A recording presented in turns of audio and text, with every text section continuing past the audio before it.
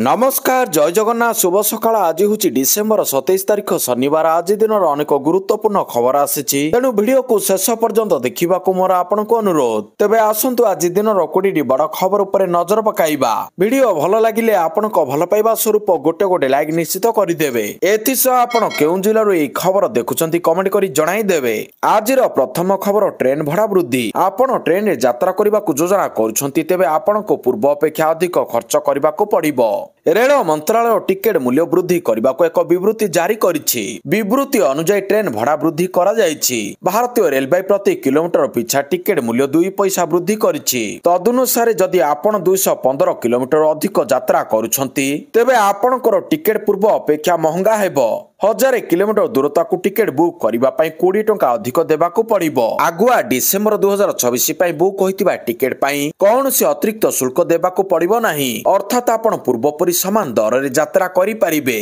परवर्ती खबर स्कूल पिलांको पई मागणा बस सेवा राज्य रे स्कूल पिलांको पई आरंभ हबो मागणा बस सेवा मुख्यमंत्री बस सेवा योजना रे पिलामानकु मिलिबो मागणा बस सेवा स्कूल और गणशिक्षा विभाग रो प्रस्ताव को राज्य सरकार अनुमोदन देइछंती बस सेवा नहीं परिवहन विभाग पक्षर विज्ञप्ति प्रकाश करिसंती ड्रॉप आउट ह्रास करने को आरंभ हबो मागणा बस उभय एसी और नॉन एसी बस रे लागू हबो ई सेवा बस रे यात्रा बेले यूनिफॉर्म रे रहिबा सह आई कार्ड पकाइबे छात्र छात्री वर्तमान बस रूट टाइमिंग रे संशोधन करिबो ओएसआरटीसी संशोधित रूट रे सर्वाधिक स्कूल थिबा रास्ता को शामिल करा जिवो परवर्ती खबर ना ननी पांड्यान को टार्गेट कले सांसद मुन्ना खां वर्तमान में बिजू बाबू फॉर्मूला आपणेइबु दुई मुंडिया दुई पटे चालाकी देखाइला चलिबो नाही काहा अंडरे रहिबाने नवीन को अंडरे रही काम करिबा बीजेडी प्रतिष्ठा दिवस रे मंच रे एभली चेतावनी देइछंती राज्यसभा सांसद से कहिसंती बिजू बाबू कहूतिले जे ऑफिसर काम करूनी ताकू चापुडा मारो आमे नेता नवीन पटनायक आमकू शांति श्रृंखला सह पाठ पढ़ाइतिले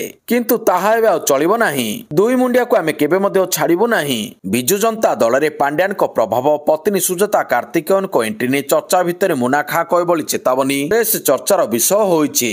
परवर्ती खबर विश्व रैंकिंग रे भारतीय पासपोर्ट 85तम स्थान को खसिला नुआ वर्ष पूर्व भारतीय पासपोर्ट को एक झटका लागिछि विश्व रैंकिंग रे भारतीय पासपोर्ट 85तम स्थान को खसी जाइछि जहां पूर्व यार स्थान 80तम थिला वर्तमान अमेरिका पासपोर्ट 12तम स्थान को खसी आसीछि पूर्व यह 10तम स्थान रे रहितिला भारतीय पासपोर्ट रो रैंकिंग ह्रास जोगु भारतीय नागरिक माने विश्वर केवल 56 रु 59 देश को वीसा बिना यात्रा करि परिबे सिंगापुर नागरिक माने 193 देश को दक्षिण कोरिया नागरिक माने 190 देश को जापानी नागरिक माने 189 देश को एवं जर्मनी इटाली स्पेन एवं स्विट्जरलैंड नागरिक माने 187 देश को वीसा बिना यात्रा करि परिबे तेबे सिंगापुर क्रमागत भाव यार प्रथम स्थान बजाय रखिछि। परवर्ती खबर बांग्लादेश हिंसा को अणदेखा करा जाई पारिबो नाही कहिला भारत बांग्लादेश रे चलिथिबा राजनीतिक संकट एवं संख्यालघु हिंदू को ऊपर अत्याचार संपर्क रे भारत सरकार एक विवृत्ति जारी करिसंती वैदेशिक मंत्रालय मुखपात्र रणधीर जयसवाल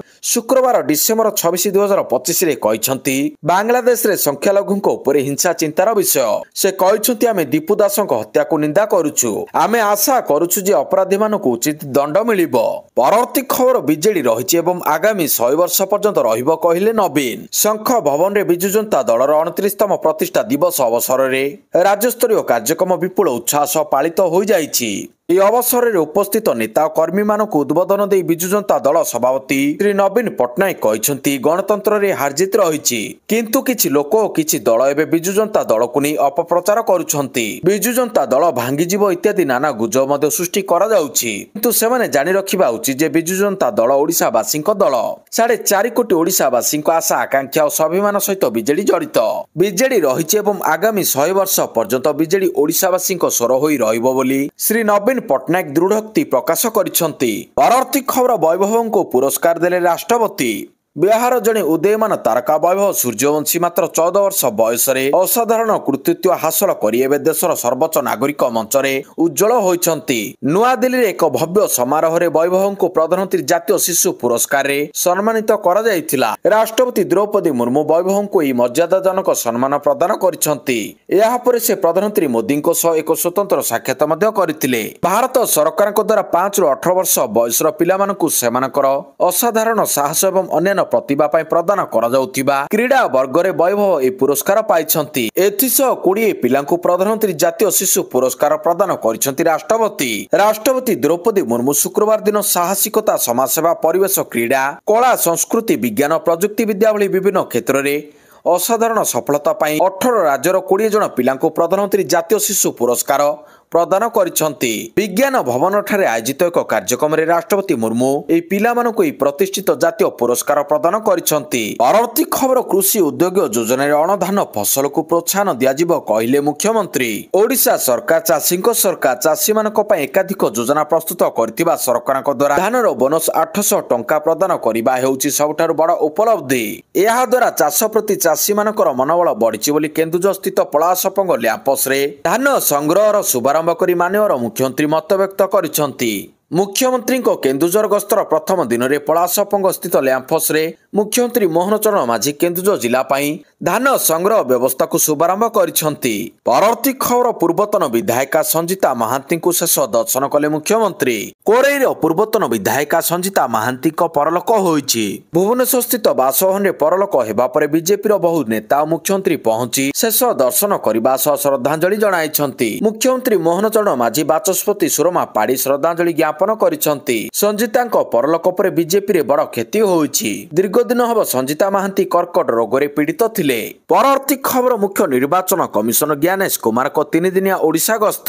ଭାରତର ମୁଖ୍ୟ ନିର୍ବାଚନ କମିଶନର ଶ୍ରୀ ଜ୍ଞାନେଶ କୁମାର 3 ଦିନିଆ ଓଡ଼ିଶା ଗସ୍ତରେ ଆସୁଛନ୍ତି। ଡିସେମ୍ବର 27 ତାରିଖ ଶନିବାର ଅର୍ଥାତ୍ ଆଜି ସେ ପୁରୀରେ ମହାପ୍ରଭୁ ଶ୍ରୀ ଜଗନ୍ନାଥଙ୍କ ଦର୍ଶନ କରିବେ। ମହାପ୍ରଭୁଙ୍କ ଦର୍ଶନ ପରେ ସେ କୋଣାର୍କ ଗସ୍ତ କରିବେ। ଡିସେମ୍ବର 28 ତାରିଖ ରବିବାର ଅର୍ଥାତ୍ ଆସନ୍ତାକାଲି ସେ ରଘୁରାଜପୁର, ଧଉଳି ଶାନ୍ତିସ୍ତୂପ, ଖଣ୍ଡଗିରି, ଉଦୟଗିରି ଏବଂ ମୁକ୍ତେଶ୍ୱର ମନ୍ଦିର ପରିଦର୍ଶନ କରିବାର ମଧ୍ୟ କାର୍ଯ୍ୟକ୍ରମ ରହିଛି। ମୁଖ୍ୟ ନିର୍ବାଚନ କମିଶନର ଡିସେମ୍ବର 29 ତାରିଖ ସୋମବାର ଅପରାହ୍ନ 3ଟା ଘଟିକାରେ ଓଡ଼ିଶା କୃଷି ଓ ବୈଷୟିକ ବିଶ୍ୱବିଦ୍ୟାଳୟ ଅଡିଟୋରିୟମରେ ବୁଥ ସ୍ତରୀୟ ଅଧିକାରୀମାନଙ୍କ ସହ ଓଡ଼ିଶା କୃଷି ଓ ବୈଷୟିକ ବିଶ୍ୱବିଦ୍ୟାଳୟ ଅଡିଟୋରିୟମରେ ବୁଥ ସ୍ତରୀୟ ଅଧିକାରୀମାନଙ୍କ ସହ ଅନୁଷ୍ଠିତ ହେବାକୁ ଥିବା ବୈଠକରେ ଅଧ୍ୟକ୍ଷତା କରି ସେମାନଙ୍କୁ ସମ୍ବୋଧନ କରିବେ ଏବଂ ସେହିଦିନ ରାତିରେ ଭୁବନେଶ୍ୱରରୁ ପ୍ରତ୍ୟାବର୍ତ୍ତନ କରିବାର କାର୍ଯ୍ୟକ୍ରମ ରହିଛି। ପରବର୍ତ୍ତୀ ଖବର, ସରକାରୀ କର୍ମଚାରୀଙ୍କ ବଢିଲା ଦରମା ଘୋଷଣା କଲେ ମୁଖ୍ୟମନ୍ତ୍ରୀ। ବଢିଲା ଏସ୍ଓଜି ଯବାନ ଓ ଅଧିକାରୀଙ୍କ ଭତ୍ତା। ସ୍ପେଶାଲ ଅପରେସନ ଗ୍ରୁପ ଏସ୍ଓଜି ଯବାନ ଅଧିକାରୀଙ୍କ ରିକ୍ସ ଆଲାଉନ୍ସ ବୃଦ୍ଧି ଘୋଷଣା କରିଛନ୍ତି ମୁଖ୍ୟମନ୍ତ୍ରୀ ମୋହନ ଚରଣ ମାଝୀ। ଚଳିତ ଡିସେମ୍ବରରୁ 25,000 ଟଙ୍କା ପର୍ଯ୍ୟନ୍ତ ବଢିବ ଭତ୍ତା।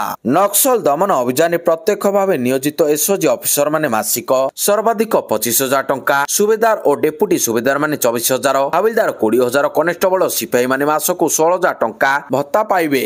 ସେହିପରି ଏସ୍ଓଜି, ଏଇଟି ଓ ଆର୍ସି ଅଧିକାରୀ ଓ କର୍ମଚାରୀମାନେ ପ୍ରତ୍ୟକ୍ଷ ଭାବରେ ଅଭିଯାନରେ ସାମିଲ ହୋଇନଥିଲେ ମଧ୍ୟ ଟ୍ରେନିଂ ଓ ଅନ୍ୟାନ୍ୟ ଡ୍ୟୁଟିରେ ସାମିଲ ମାସିକ ସର୍ବାଧିକ 12,000 ଟଙ୍କା ଭତ୍ତା ପାଇବେ।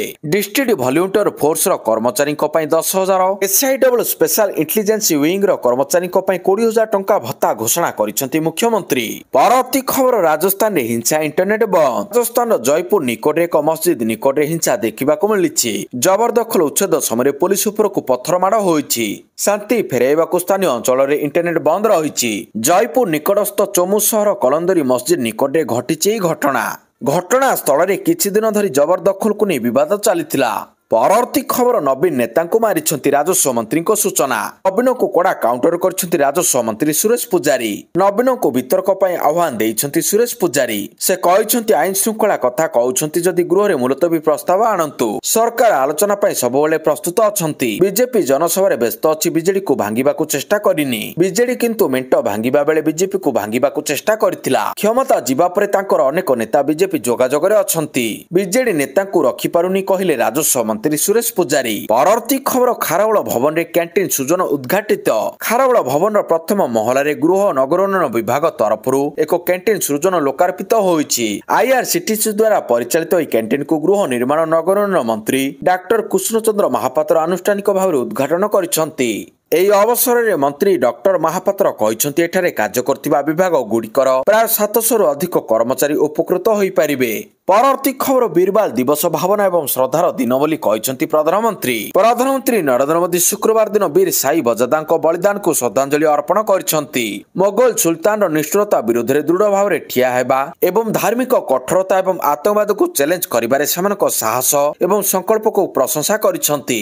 ବୀରବାଲ ଦିବସ ପାଳନ ଅବସରରେ ଆୟୋଜିତ ଜାତୀୟ କାର୍ଯ୍ୟକ୍ରମରେ ସମ୍ବୋଧିତ କରି ମୋଦି କହିଛନ୍ତି ବୀର ସାଇ ବଜାଦା ମାନେ ବହୁତ କମ ବୟସରେ ମୋଗଲ ସାମ୍ରାଜ୍ୟର ମୁକାବିଲା କରିଥିଲେ ଏବଂ ଅତ୍ୟାଚାର ବିରୋଧରେ ଲଢେଇରେ ପ୍ରତ୍ୟେକ ପରିସ୍ଥିତିକୁ ପରାସ୍ତ କରିଥିଲେ। ପରବର୍ତ୍ତୀ ଖବର 2047 ବିକଶିତ ଭାରତ ସ୍ୱପ୍ନ ସାକାର କରିବା ପାଇଁ ଗ୍ରାମାଞ୍ଚଳରେ ବିକାଶମୂଳକ କାର୍ଯ୍ୟକୁ ପ୍ରାଧାନ୍ୟ ଦିଆଯିବ।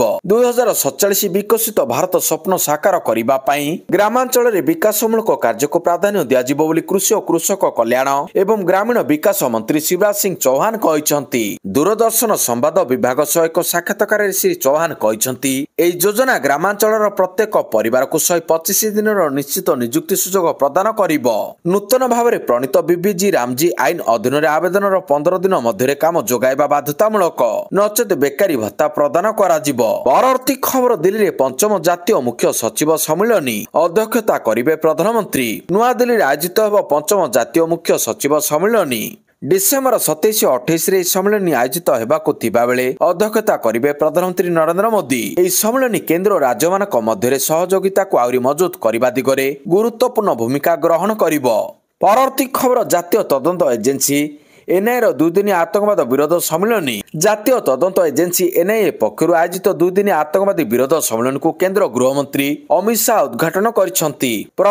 ଆତଙ୍କବାଦ ପ୍ରତି ପ୍ରଧାନମନ୍ତ୍ରୀ ନରେନ୍ଦ୍ର ମୋଦିଙ୍କ ଶୂନ୍ୟ ସହନଶୀଳତା ନୀତି ଅନୁସାରେ ଏହି ସମ୍ମିଳନୀରେ ଆତଙ୍କବାଦ ବିରୋଧରେ ନୂଆ ରଣନୀତି ଓ ଜାତୀୟ ସୁରକ୍ଷା ଉପରେ ଗୁରୁତ୍ୱ ଦିଆଯାଉଛି। ପରବର୍ତ୍ତୀ ଖବର ପିଏମ୍ ଆବାସ ସହରାଞ୍ଚଳ ଯୋଜନାର କାର୍ଯ୍ୟଦେଶ ବଣ୍ଟନ କଲେ କେନ୍ଦ୍ର ମନ୍ତ୍ରୀ ଧର୍ମେନ୍ଦ୍ର ପ୍ରଧାନ। ପିଏମ୍ ଆବାସ ସହରାଞ୍ଚଳ ଯୋଜନାର କାର୍ଯ୍ୟଦେଶ ବଣ୍ଟନ କରିଛନ୍ତି କେନ୍ଦ୍ରମନ୍ତ୍ରୀ। ସମ୍ବଲପୁର ମହାନଗର ନିଗମ ଅଞ୍ଚଳର ହିତାଧିକାରୀମାନଙ୍କୁ ପିଏମ୍ ଆବାସ ସହରାଞ୍ଚଳ ଯୋଜନାର କାର୍ଯ୍ୟାଦେଶ ଏବଂ ବିଭିନ୍ନ ଯୋଜନାର ସୁବିଧା ବିତରଣ କରିଛନ୍ତି ଧର୍ମେନ୍ଦ୍ର। ଗରିବ ଲୋକଙ୍କୁ ସୁରକ୍ଷିତ ଏବଂ ସମ୍ମାନଜନକ ଜୀବନ ପ୍ରଦାନ କରିବା ଆମର ଲକ୍ଷ୍ୟ ବୋଲି ସେ କହିଛନ୍ତି। ସମାଜର ଅନ୍ତିମ ଶ୍ରେଣୀରେ ଥିବା ଲୋକଙ୍କୁ ସରକାରୀ ସୁବିଧା ପହଞ୍ଚାଇବା ଡବଲ ଇଞ୍ଜିନ ସରକାରର ଲକ୍ଷ୍ୟ। ସମ୍ବଲପୁର ମହାନଗର ନିଗମ ପକ୍ଷରୁ ଆର୍ଥିକ ବର୍ଷ 2025-26 ପାଇଁ 855 ଜଣ ହିତାଧିକାରୀଙ୍କୁ 2.5 କୋଟି ଟଙ୍କା ମୂଲ୍ୟର ପକ୍କା ଘର ନିର୍ମାଣ ପାଇଁ କାର୍ଯ୍ୟାଦେଶ ପ୍ରଦାନ କରାଯାଇଛି। ସେହିପରି 10 ଜଣ ଉଠା ଦୋକାନୀଙ୍କୁ ମଧ୍ୟ ବିନା ବନ୍ଧକରେ 50,000 ଟଙ୍କା ପର୍ଯ୍ୟନ୍ତ ଋଣ ପ୍ରଦାନ କରିଛନ୍ତି। 32 ଜଣ ହିତାଧିକାରୀଙ୍କୁ ମଧୁବାବୁ ପେନ୍ସନ ଯୋଜନାରେ ଅନ୍ତର୍ଭୁକ୍ତ କରାଯାଇଛି। 34 ଜଣ ନୂତନ ହିତାଧିକାରୀଙ୍କୁ ରାସନ କାର୍ଡ ପ୍ରଦାନ କରାଯାଉଛି। ଏହା ହିତାଧିକାରୀଙ୍କ ସାମର୍ଥ୍ୟ ବୃଦ୍ଧିର ଏକ ପ୍ରୟାସ ବୋଲି କହିଛନ୍ତି ଧର୍ମେନ୍ଦ୍ର। ପରବର୍ତ୍ତୀ ଖବର 29ରେ ରାଜ୍ୟବ୍ୟାପୀ ବିଦ୍ୟୁତ କାର୍ଯ୍ୟାଳୟରେ ତାଲା ପଡ଼ିବ ବୋଲି କହିଲେ ଭକ୍ତ। ଆମ କୋଇଲା ଆମ ପାଣି ବ୍ୟବହାର କରି ଅଳ୍ପ ମୂଲ୍ୟରେ ବିଜୁଳି ଉତ୍ପାଦନ ହେଉଛି, ଅଥଚ ସମଗ୍ର ଦେଶରେ ଘରୋଇ ବିଜୁଳି ଉପଭୋକ୍ତାମାନେ ସବୁଠାରୁ ଅଧିକ ଶୋଷିତ ଅବହେଳିତ। ଓଡ଼ିଶାରୁ କୋଇଲା ନେଇ ପଞ୍ଜାବ ପରି ରାଜ୍ୟ 20ରୁ 25 ଭାଗ କୃଷି ଉପଭୋକ୍ତାଙ୍କୁ ସମ୍ପୂର୍ଣ୍ଣ ତଥା ମୋଟ 30ରୁ 35% ଘରୋଇ ଉପଭୋକ୍ତାଙ୍କୁ 300 ୟୁନିଟ୍ ଲେଖାଏଁ ବିଜୁଳି ଦେୟ ଛାଡ଼ କରିଥିବା ବେଳେ ଓଡ଼ିଶାରେ ମାତ୍ର 2% କୃଷି ଉପଭୋକ୍ତା ଓ 7ରୁ 8% ଘରୋଇ ଉପଭୋକ୍ତାଙ୍କୁ ଗୋଟିଏ ୟୁନିଟ୍ ମଧ୍ୟ ମାଗଣାରେ ଦିଆଯାଉ ନାହିଁ। ସେଥିରେ ସାମାନ୍ୟ ଦର ବୃଦ୍ଧି କଲେ ଓଡ଼ିଶାର ସମସ୍ତ ଘରୋଇ କୃଷି ଉପଭୋକ୍ତା ମାନଙ୍କୁ ମାଗଣାରେ ବିଜୁଳି ଯୋଗାଇ ଦିଆଯାଇ ପାରିବ। ତେଣୁ ଅନ୍ୟାୟମୂଳକ ଭାବରେ ଘରୋଇ ଉପଭୋକ୍ତା ମାନଙ୍କୁ ଅତିରିକ୍ତ ସୁରକ୍ଷା ଜମା ଦାଖଲ କରିବା ପାଇଁ ବାଧ୍ୟ କରିବା ଛାଡ଼ି ସରକାର ସବସିଡି ଜରିଆରେ ଘରୋଇ ଉପଭୋକ୍ତାଙ୍କୁ 300ରୁ 400 ୟୁନିଟ୍ ବିଦ୍ୟୁତ ଦେୟ ଛାଡ଼ କରିବା ସହ ସମ୍ପୂର୍ଣ୍ଣ କୃଷି କ୍ଷେତ୍ରକୁ ବିଜୁଳି ଦେୟମୁକ୍ତ କରାଯାଉ ବୋଲି ପିସିସି ସଭାପତି ଭକ୍ତଚରଣ ଦାସ ଦାବି କରିଛନ୍ତି। ପରବର୍ତ୍ତୀ ଖବର ପାରାଦୀପ ମହୋତ୍ସବ ଉଦ୍ଘାଟିତ। ପୂର୍ବତନ ପ୍ରଧାନମନ୍ତ୍ରୀ ତଥା ଭାରତରତ୍ନ ଅଟଳ ବିହାରୀ ବାଜପେୟୀଙ୍କ ଜନ୍ମ ଜୟନ୍ତୀରେ ପ୍ରତିବର୍ଷ ଡିସେମ୍ବର ମାସରେ ପାରାଦୀପର ଅଟଳ ମେମୋରିଆଲ ଟ୍ରଷ୍ଟ ପକ୍ଷରୁ ଜନସାଧାରଣଙ୍କ ଉଦ୍ଦେଶ୍ୟରେ ପାରାଦୀପ ମହୋତ୍ସବ ଆୟୋଜିତ ହୋଇ ଆସୁଛି। ଚଳିତ ବର୍ଷ ବାଜପେୟୀଙ୍କ 101ତମ ଜନ୍ମ ଜୟନ୍ତୀ ଅବସରରେ ଟ୍ରଷ୍ଟ ପକ୍ଷରୁ ସ୍ଥାନୀୟ ଜୟଦେବ ସଦନ ପରିସର ପଡ଼ିଆରେ ପାରାଦୀପ ମହୋତ୍ସବ 2025 ମହା ସମାରୋହରେ ଉଦ୍ଘାଟିତ ହୋଇଯାଇଛି। ଏହି ଅବସରରେ ପାରାଦୀପ ବିଧାୟକ ତଥା ଶିଳ୍ପ ମନ୍ତ୍ରୀ ମୁଖ୍ୟ ଅତିଥି ଭାବରେ ଯୋଗଦେଇ ଏହି ଲୋକପ୍ରିୟ ମେଳାକୁ ଉଦ୍ଘାଟନ କରିଛନ୍ତି। ପରବର୍ତ୍ତୀ ଖବର ଜାନୁଆରୀ 21ରେ OSSTET ପରୀକ୍ଷା। ଜାନୁଆରୀ 21 ତାରିଖରେ ହେବ OSSTET 2025 ପରୀକ୍ଷା। OSSTET Odisha secondary school teacher eligibility test. ଗୋଟିଏ ସିଟିଂରେ ହେବ ପେପର 1 ଓ ପେପର 2 ପରୀକ୍ଷା। ସକାଳ 10ଟାରୁ ଆରମ୍ଭ ହୋଇ ମଧ୍ୟାହ୍ନ 12:30ରେ ସରିବ। ଜାନୁଆରୀ 10ରୁ ୱେବସାଇଟରୁ ଡାଉନଲୋଡ କରିହେବ ଆଡମିଟ୍ କାର୍ଡ। ପରବର୍ତ୍ତୀ ଖବର ନୂଆବର୍ଷ ପାଇଁ କଡ଼ା ସୁରକ୍ଷାରେ ପୁରୀ ସହର। ଇଂରାଜୀ ନବବର୍ଷ ପାଇଁ ଆଉ ଦିନ କେଇଟା ବାକି ରହିଥିବା ବେଳେ ସବୁଠି ପ୍ରସ୍ତୁତି ପ୍ରାୟ ଶେଷ ପର୍ଯ୍ୟାୟରେ। ନୂଆବର୍ଷରେ ଜଗାଦୁଆରୁ ବର୍ଷର ଆରମ୍ଭ କରିବା ପାଇଁ ପ୍ରତିବର୍ଷ ପୁରୀରେ ଲକ୍ଷାଧିକ ଭକ୍ତଙ୍କ ଭିଡ଼ ଶ୍ରୀକ୍ଷେତ୍ରରେ ଦେଖିବାକୁ ମିଳିଥାଏ। ଏଥର ମଧ୍ୟ ଭକ୍ତଙ୍କ ସଂଖ୍ୟା ବଢ଼ିପାରେ ବୋଲି ଆକଳନ କରାଯାଉଛି। ସେଥିପାଇଁ ସମସ୍ତ ଦିଗରୁ ପ୍ରସ୍ତୁତି କରିଛି ପୋଲିସ ଏବଂ ଶ୍ରୀମନ୍ଦିର ପ୍ରଶାସନ, ଯେଉଁଥିପାଇଁ ପୁରୀ ଜିଲ୍ଲାର ବରିଷ୍ଠ ପୋଲିସ ଅଧିକାରୀଙ୍କ ସହିତ ସମୀକ୍ଷା ବୈଠକ କରିଛନ୍ତି ଡିଆଇଜି, ଯେଉଁଥିରେ ନୂତନ ବର୍ଷ 2024ରେ ସୁରକ୍ଷିତ ଏବଂ ଶୃଙ୍ଖଳିତ ଭାବରେ କିପରି ନିୟମ ପାଳନ କରାଯାଇପାରିବ ସେ ବ୍ୟବସ୍ଥା ଉପରେ ଆଲୋଚନା କରାଯାଇଛି। ପରବର୍ତ୍ତୀ ଖବର H1B ଭିସା ମିଳିବାରେ ବିଳମ୍ବ ନେଇ ଆମେରିକା ପ୍ରଶାସନ ସହ ଭାରତର ଆଲୋଚନା। ଭାରତୀୟମାନଙ୍କୁ H1B ଭିସା ମିଳିବାରେ ଅହେତୁକ ବିଳମ୍ବ ହେଉଥିବା ନେଇ ଭାରତ ପକ୍ଷରୁ ଚିନ୍ତା ପ୍ରକଟ କରାଯାଇଛି। ନୂଆଦିଲ୍ଲୀଠାରେ ଗଣମାଧ୍ୟମକୁ ସୂଚନା ଦେଇ ବୈଦେଶିକ ବ୍ୟାପାର ମନ୍ତ୍ରଣାଳୟ ମୁଖପାତ୍ର ରଣଧୀର ଜୟସ୍ୱାଲ କହିଛନ୍ତି, H1B ଭିସା ମିଳିବାରେ ବିଳମ୍ବ ହେଉଥିବା ନେଇ ଆବେଦନକାରୀଙ୍କ ପକ୍ଷରୁ ଅଭିଯୋଗ ଆସିଛି। ଏହି ପ୍ରସଙ୍ଗରେ ଯୁକ୍ତରାଷ୍ଟ୍ର ଆମେରିକା ପ୍ରଶାସନ ସହ ସରକାର ଆଲୋଚନା କରୁଛନ୍ତି। ଭାରତ ପକ୍ଷରୁ ନୂଆଦିଲ୍ଲୀ ଏବଂ ୱାସିଂଟନ ଡିସି ଠାରେ ଅବସ୍ଥିତ ଯୁକ୍ତରାଷ୍ଟ୍ର ଆମେରିକାର କର୍ତ୍ତୃପକ୍ଷଙ୍କୁ ଏହି ପ୍ରସଙ୍ଗରେ ଅବଗତ କରାଯାଇଛି ବୋଲି ଶ୍ରୀ ଜୟସ୍ୱାଲ କହିଛନ୍ତି। ପରବର୍ତ୍ତୀ ଖବର 2030 ସୁଦ୍ଧା ଦେଶର 48ଟି ପ୍ରମୁଖ ସହରରେ ରେଳ ଚଳାଚଳ ଦ୍ୱିଗୁଣିତ କରିବାକୁ ଭାରତୀୟ ରେଳବାଇର ନିଷ୍ପତ୍ତି। ଭାରତୀୟ ରେଳବାଇ ଆସନ୍ତା 2030 ସୁଦ୍ଧା 48ଟି ପ୍ରମୁଖ ସହରରେ ରେଳ ଚଳାଚଳକୁ ଦ୍ୱିଗୁଣିତ କରିବାକୁ ଯୋଜନା କରିଛନ୍ତି। ଟ୍ରେନର ଅଧିକ ଯାତ୍ରୀଙ୍କ ଚାହିଦାକୁ ଦୃଷ୍ଟିରେ ରଖି ଭାରତୀୟ ରେଳବାଇ ଏହି ନିଷ୍ପତ୍ତି ନେଇଛି। ଦିଲ୍ଲୀ, ମୁମ୍ବାଇ, କୋଲକାତା, ଚେନ୍ନାଇ, ହାଇଦ୍ରାବାଦ, ବେଙ୍ଗାଲୁରୁ, ପାଟନା, ଭୋପାଳ ଏବଂ ପୁରୀ ଆଦି ସହରରେ ଟ୍ରେନ୍ ଚଳାଚଳ ବୃଦ୍ଧି ପାଇବ। ରେଳ ମନ୍ତ୍ରଣାଳୟ କହିଛି, ଏହାଦ୍ୱାରା ଟ୍ରେନ୍ରେ ଯାତ୍ରୀମାନଙ୍କ ଯାତ୍ରା ସୁଗମ ହୋଇପାରିବ। ରେଳ ବୋର୍ଡ ଅଧ୍ୟକ୍ଷ ସତୀଶ କୁମାର ଏହି ସଂକ୍ରାନ୍ତରେ ସମସ୍ତ ଜୋନାଲକୁ ଟ୍ରେନ୍ ସଂଖ୍ୟା ବୃଦ୍ଧି କରିବାକୁ ଚିଠି ଲେଖିଛନ୍ତି।